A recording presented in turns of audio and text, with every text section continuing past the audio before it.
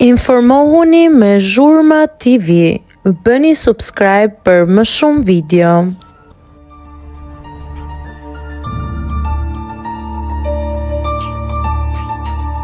Nuk dite, kishte probleme. Vajza e Mozës rrëfen sakrificat dhe vuajtjet e poetes. Qëndrimi i shkrimtares dhe poetes së njohur Mimoza Ahmeti brenda reality show të Fermës ka sjellë reagime të shumta në rrjetet sociale, duke e kthyer atë në një nga personazhet më të komentuara të formatit. Pas dronit mbështetës që poetja mori nga jashtë, komentet dhe diskutimet në rrjet u shtuan edhe më shumë, ndërsa disa deklarata të saj me humor për vajzën milionere morën vëmendje të madhe.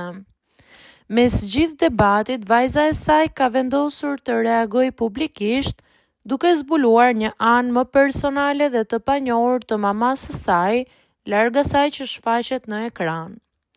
Në mesazhin e saj ajo përshkruan Moza Ahmetin si një mama ideale, duke treguar se poetja ka kaluar vite të vështira dhe ka bërë sakrifica të mëdha për rritjen e saj dhe të motrës.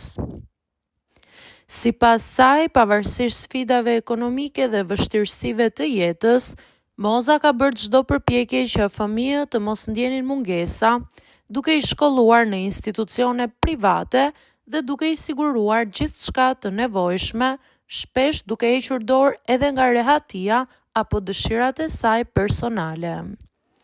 Vajza e poetes zbuloi gjithashtu se ëma ka zgjedhur të qëndrojë për rreth 20 vite e vetme, pa krijuar një martesë tjetër, vetëm për t'u përkushtuar vajzave të saj dhe familjes.